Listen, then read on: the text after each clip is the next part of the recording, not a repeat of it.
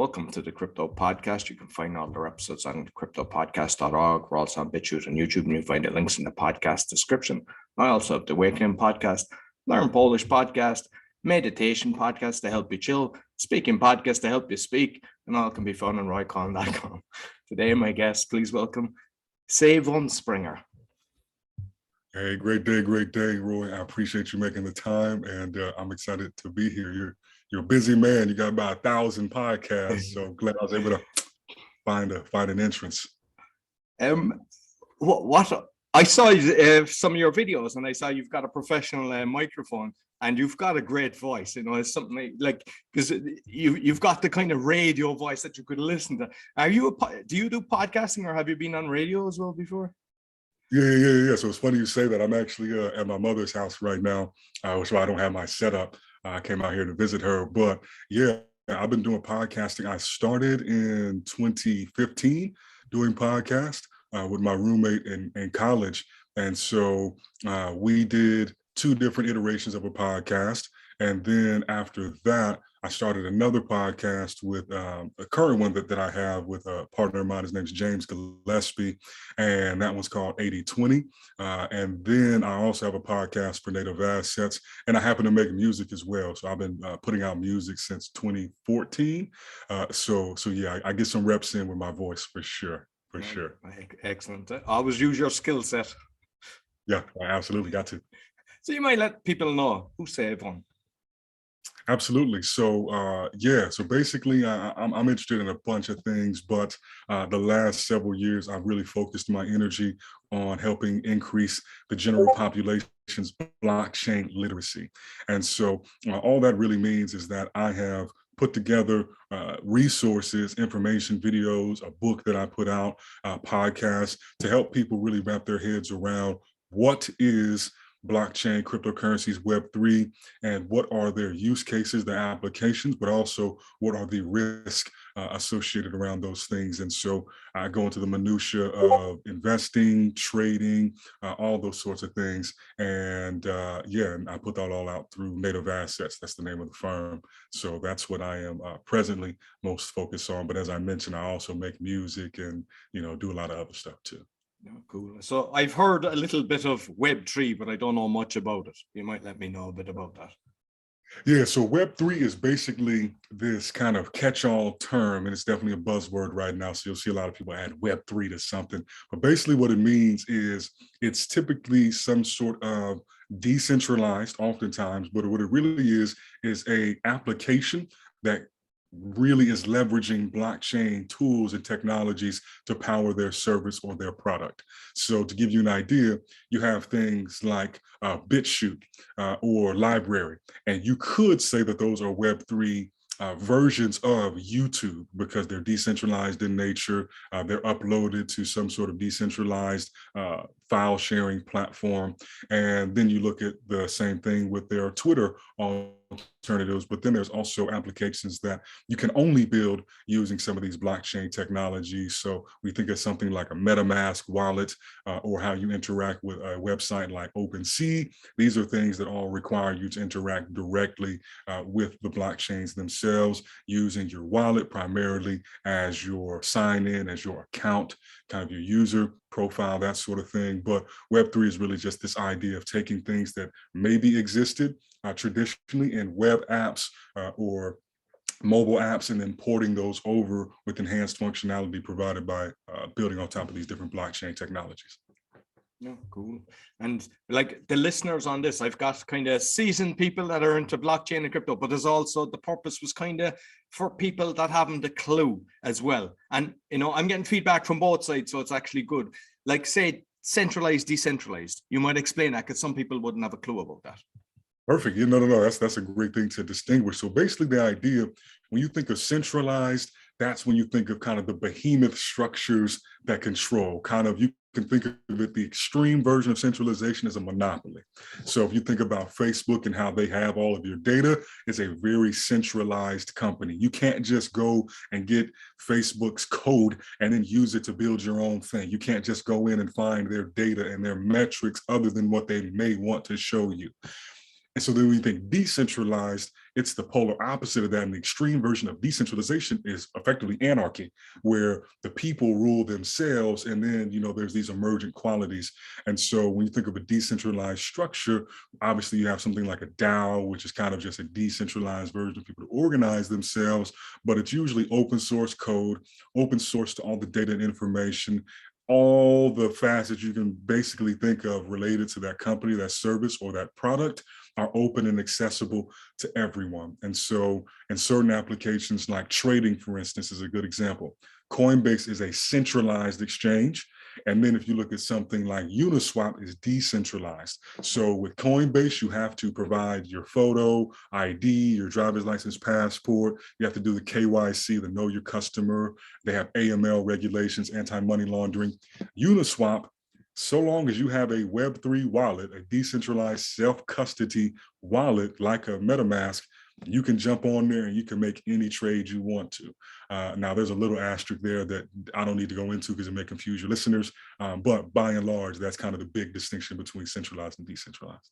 And the second one then, is it possible they can just kind of pull the plug and keep everyone's money? I know if you have it on the cold wallet as such, it's okay. You're just putting it in to do the transfer.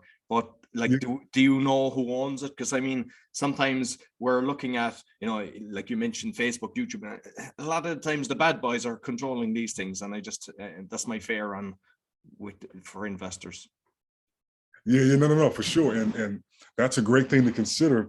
And so it's important to understand exactly how these things are working, because yes, there are situations where somebody might use a borrowing or a lending platform in DeFi, which is decentralized finance, and then somebody can rug pull, which is basically where the developers shut down the project overnight, and then all the funds are gone and they drain the wallet. Now, the important thing to note about that is, one, doing your own diligence, which is important no matter if you're in crypto, you're in traditional finance, you're a construction worker. You should always do your homework and know what it is you're getting involved with. And so when somebody is searching for these protocols, you can look up who built it or who are the contributors. You can usually go on a GitHub or something like that and actually look at the code repository to see what's going on. And if you're actually pretty smart contract savvy, you can find the functions in the contract that would allow the creators or the people who initiated this platform to drain all of the funds, because there has to be a function that allows them to do so, or an exploit based on how they've created it. But that being the case, there are plenty of very legitimate decentralized institutions or platforms rather, like Uniswap, like DYDX. And in almost all of those cases, the founders or the core contributors are not anonymous, meaning you can point a finger and say, this is the guy who created this, or this is the person who wrote the code to this thing.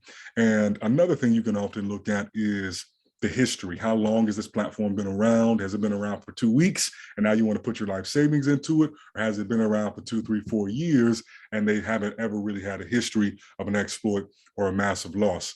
And as far as your funds being even vulnerable to being, withdrawn or stolen from you, it depends on how you're interacting with the contract. If you're using something like a Uniswap, which is just a DEX, a decentralized exchange, what's actually happening is known as an atomic swap.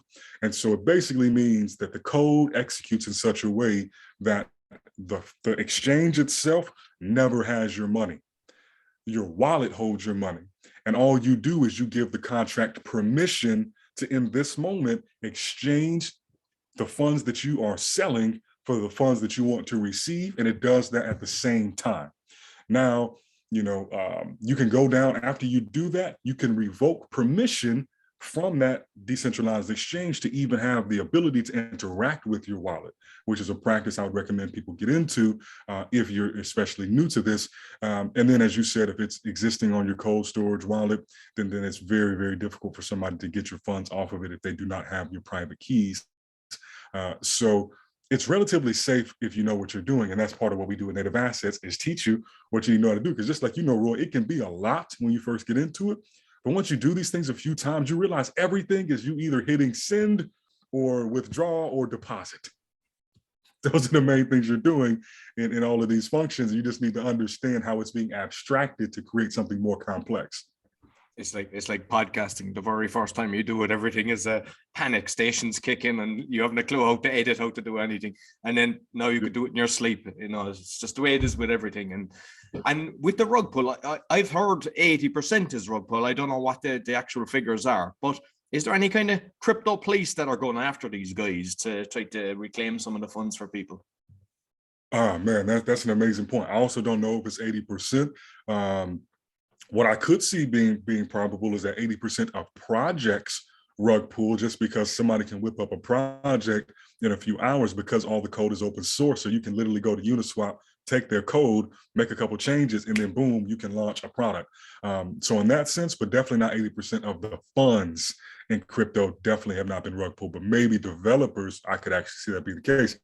Now, as far as anybody that kind of regulates or polices that, well, there's kind of police by the people, right? So when the community itself kind of, are watchdogs, and there are people who have dedicated Twitter accounts and YouTube accounts to letting people know, like, hey, rug alert, I think this project might rug, based on, what the contract looks like, or if they track back the history of these developers and what they've been involved with.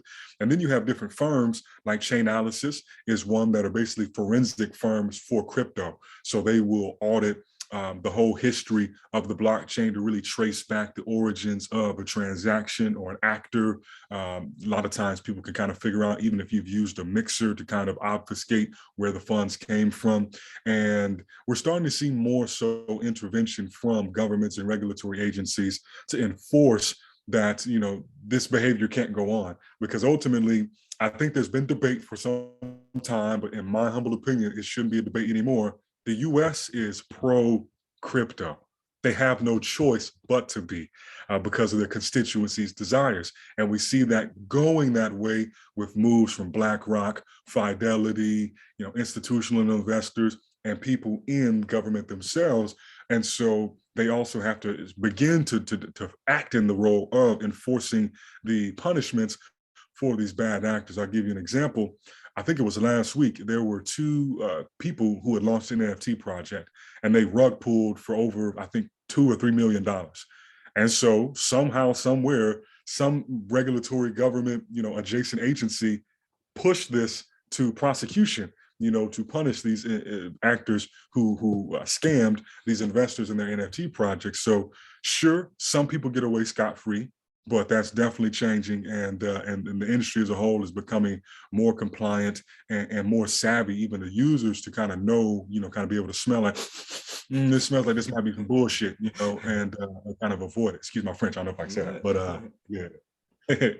And like you mentioned BlackRock. I mean, just for those that don't know, like, that's one of the BlackRock and Vanguard. I think they're one of the biggest companies in the world. I don't know how many trillion they're worth, but they own like percentages in Coca-Cola, in Pepsi, and McDonald's, every company. But in other words, they control the world. Like, these guys are so powerful. So what I wanted to ask you is, I seen it from a BBC thing. I mean, I don't really trust BBC. I trust BBC as the same as I trust CNN. I think they went to the same school of lying. But they mentioned that the Russians were considering using Bitcoin for oil and gas. Payment. Yeah, is that what's your call on that? I've heard the same thing. If I understand it correctly, it was one of the ministers, kind of like a congressman or a representative in their legislature, who was, it's through a translation. So I don't speak Russian, so I can't say I heard it from the horse's mouth. And it doesn't have to be true necessarily.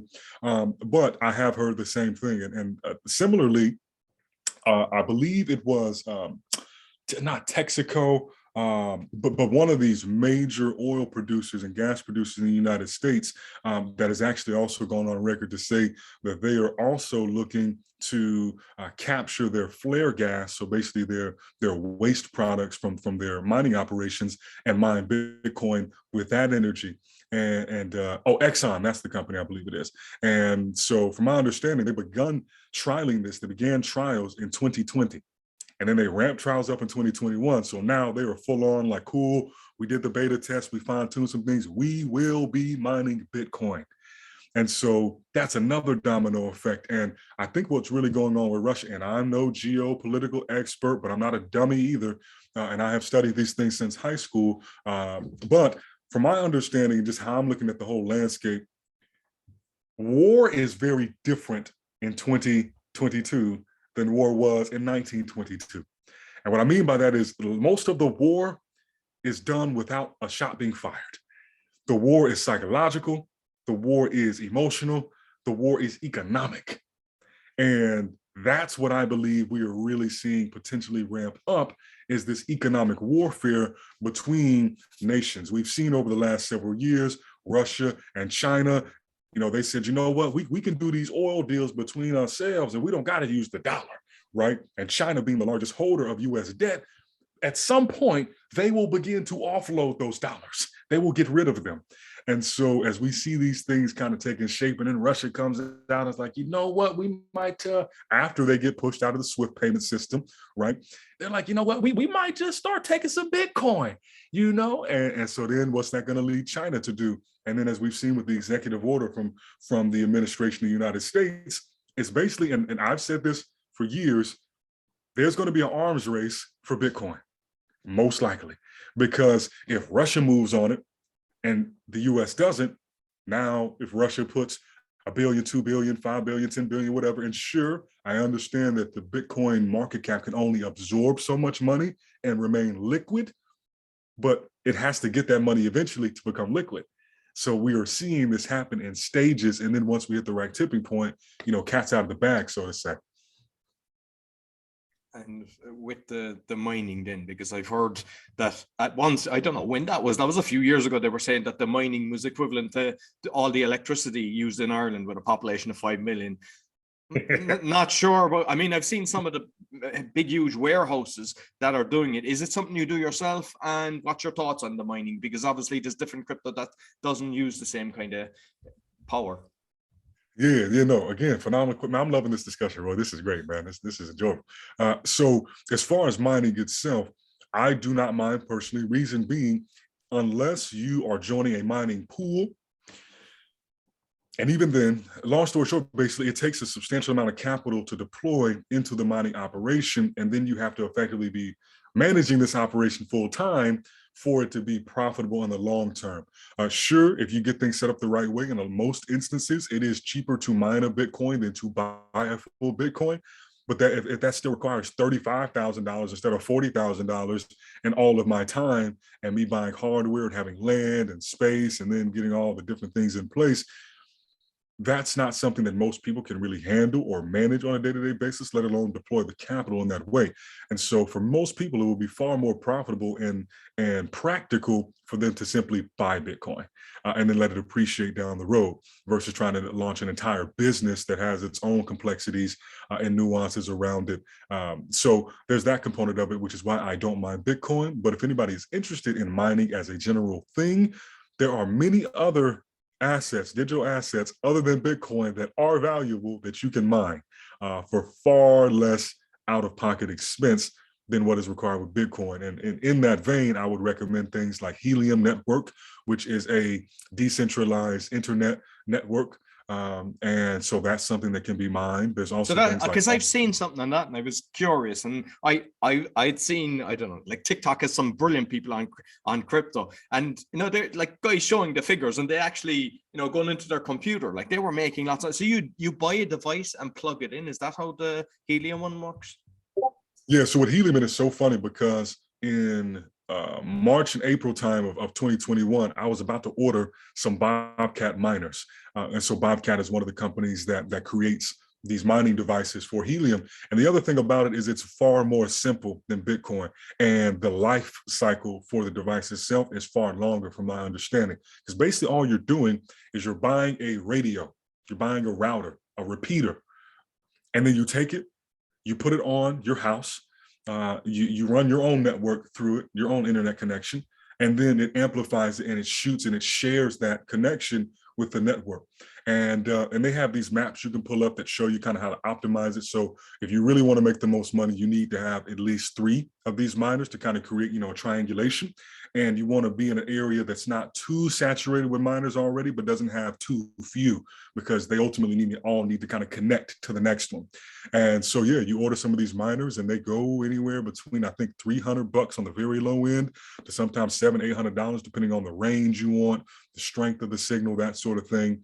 and also, how weatherproof they are, all of that. But there's a bunch of selection from them, and it's pretty straightforward to do. At the time I was looking at it, they were super back ordered, and the helium token price was just going parabolic, and I was getting FOMO, and I was like, man, it's gonna run away from me by the time they get here. They talk about 3 months before it gets delivered. And in hindsight, I probably should have just ordered the damn things, because the price for helium now is cheaper than what it was when I was thinking about ordering them in the first place. So that's just one, and there's so many other currencies that can be mined. Just on it, because one of my podcasts were kind of exposing a lot of stuff, and one of the things was the Amazon doorbell. And I know that even with the Wi-Fi, is there some kind of, are you putting yourself at risk with these things? Is there something that they could be capturing your information, because they might be going, hey, let's get some money for you, and everybody's in on this, but they're really stealing all your information? Is that a possibility? So I would say it is certainly a possibility, from the sense that we are talking about an internet connection. And so, I am not versed enough in the hardware to open the box up and be like, oh, this is the little chip, that allows them to steal all your data running through it, because these things exist. But even on a personal level, right? When I thought about it more deeply, more critically, I realized as well that my values were not aligned with that project, because what they are doing is amplifying a 5G network. And we don't got to go into all the minutiae of it, but there's a lot of stuff people can look up about 5G before everybody was talking about COVID or worried about it, that have shown that 5G, the frequency band, is a frequency range that the military uses for weapons. There's a weapon known as the active denial system. And they literally had a demonstration of this on the History Channel many years ago. And it basically allows them to create like a force field that makes your body, it basically heats up and excites the cells inside of your body. And so it makes you feel like you're being cooked from the inside out. And there's you don't see anything. It literally is invisible, but that's what the effect it has on your body. And this is using inside of the frequency range that the 5G network, the internet band occupies. So when I think about those things and just how many studies have actually been put out about the potential impacts of 5G on our cellular respiration, I'm like, do I want to get a check to spread this damn thing? And I'm like, I can get checks other ways. I'm okay. Now, that's no judgment on anybody. If they got to do what they got to do, but that's the reality. Yeah, and just on that, because sometimes people might hear this for the first time, but I spoke to a military expert, a good while ago, and they were using that in Northern Ireland against the Catholics, basically. And also they can actually change they can change how you think, they can make people get into arguments and everything. That technology is very dangerous. And in the city I'm in the third biggest city in Poland.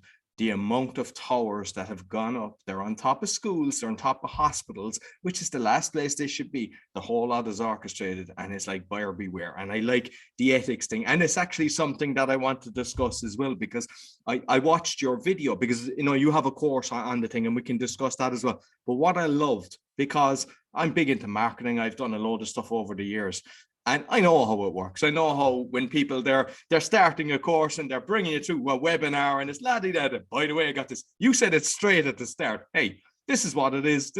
And I love that. I said, you're showing who you are, because the reality is everybody's doing something to get the customers in. I mean, that's, call a spade a spade. But I thought it was actually, and I think it's probably beneficial for you, because people will respect that. Because a lot of the times people go through the process and then they go, oh, he's just trying to rip me off. And they might have been interested had the person been honest at the start. I really, really appreciate that, Roy, because, even before I had that version of it, because I myself, I like to build things, man. I like to create the stuff. I like to think the ideas. But a lot of times when it comes to the marketing phase of things, that's where I've broken down in the past, because it's like, I don't want to sell this thing, even though I literally used to sell knives that were thousands of dollars and teach people how to do it. And so basically, as I was working on the course, I brought on this marketing firm, and they specialize in high ticket programs. And so I brought them on. It cost me $10,000 to hire this company. They give you 3 months of their time. And when I was speaking with them, they were telling me, they were hyping me up. I should be selling this for $10,000, and to do exactly what you just said. Do the funnel, give them a little bit, and then make the fourth secret that you need my help, and then get a discovery call. And I'm not saying there's anything wrong with that.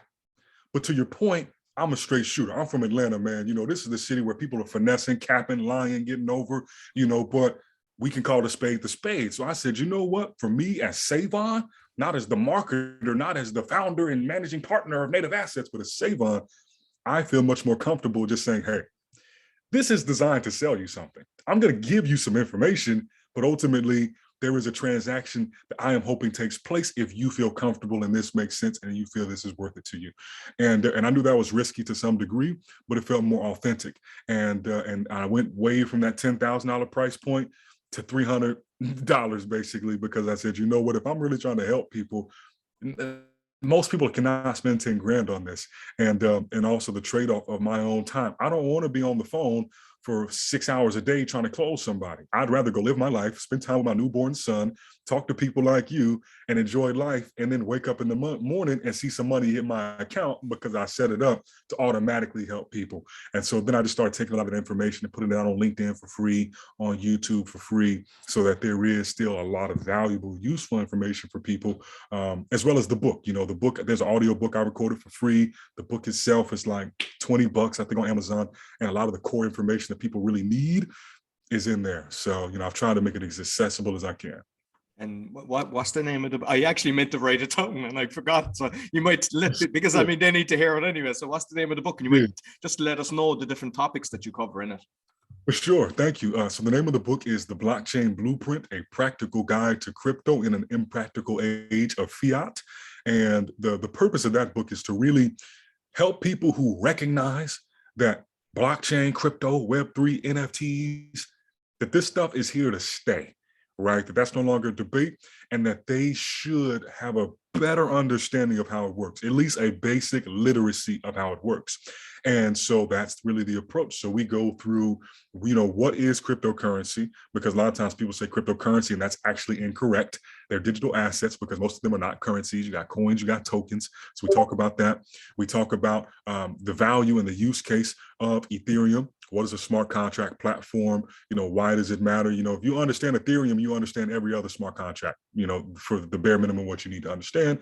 We go through Bitcoin as well. And when we do that, we take a pros and cons approach. We look at the technology itself. We look at the development team. We look at the economics around the token itself. And we also look at the hurdles that it's faced in its history so far and its best prospects for success down the road.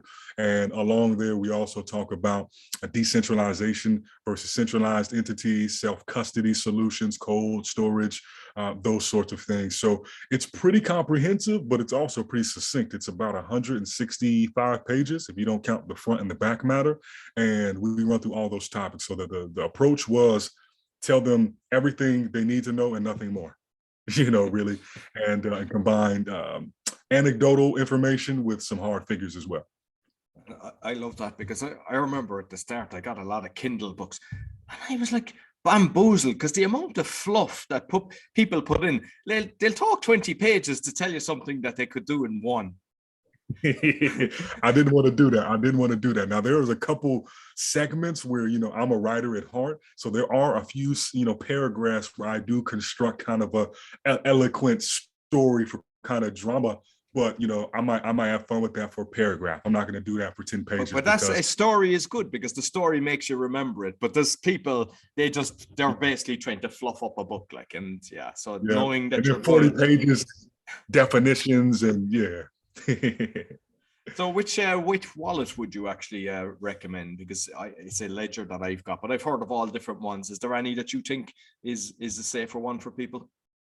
So when we talk about, because I talk about this in the course in the book, and also fun fact, the book is literally a slice of the course. I literally took the writing presentations I did for the recorded video course, and then I took what I didn't already write down. I ran my videos through a transcription program, and then I went back through and edited it and, made it a book. So also, I just gave you a little bit of sauce. If you ever want to go through your podcast and kind of create a greatest hits and write a book from it, I just gave you a little bit of sauce on the way you can do that. I've already done that with some. I've got the speaking podcast, because I've had so many guests, and the awakening as well. I have about 8 books that are in the pipeline. Yeah, because it's amazing content. And it's the same with this. I know that after so many episodes, there's so much knowledge that's shared that some people, they prefer the actual book. And I know that absolutely. Then you can make an audio book of the book that you took from audio. So yeah, it's a self-feeding cycle. But if we're talking about hardware wallets, I personally use a Ledger. I think Ledger is tried and true. Now, the thing I would just remind people about Ledger is if you really want like the greatest degree of security, don't get the X, get the S, because the X has Bluetooth. And if it has Bluetooth, it technically means it has some degree of vulnerability from a remote actor. Whereas the S, the original version, does not have Bluetooth. It's not as fancy. So that also means that you literally have to be touching, connected to the device to do anything with it. But some people, they don't like the fact that the code is not open sourced for Ledger. That doesn't bother me as much. But I also see all the things that Ledger as a company is doing, and I think that they do a better job than any other of the hardware wallets to actually educate the user base, put out content, marketing, and kind of know how important that their device is and make it interoperable with things like the MetaMask wallet. Now, as far as a web wallet, what I would recommend there would be something like MetaMask. Personally, if you're using Ethereum, now I will say, you may be aware of this. Also, I don't know if that's me. I really apologize. I don't know what tab that is. But the thing that they had with Infura, that really disappointed me. A couple of weeks back, where the thing went on with Russia and Ukraine. And then Infura, for people who don't know, is basically, it's the client that a lot of people who run Ethereum nodes, they run them using Infura. Now, from my understanding, I did not go and manually do this at the time, but there are other networks you can use that should be able to run MetaMask in the background that are not Infura based. But for the average person, that'd be too complicated for them to do. But that's what I would recommend for the MetaMask. No, excellent. Listen, Sae'Von, really enjoyed our conversation. And I know, because I'm trying to keep them at the sweet spot of half an hour, that, I'd like to get you back again and we go more deeper, because I thoroughly enjoyed this conversation. But you might let people know how they can get in contact with you. Absolutely. This has been lovely, Roy. You're really skilled at your craft, man, and I appreciate having you in the space and just respect your hustle and just how hard you're going. It's across all of the different platforms. So for people, if they want to find me, learn more about the course, sign up for it, or grab the book, the best thing to do is go to our website, which is nativeassets.co, and you'll find the Blockchain Foundations course there. You'll also find a way to download the electronic version of the book there as well. And then we also have the blog and everything. It's not as up to date. I'll get that up to date, but that's one way you can go. You can also visit us on YouTube and just look up Sae'Von Springer on YouTube. There's some videos there.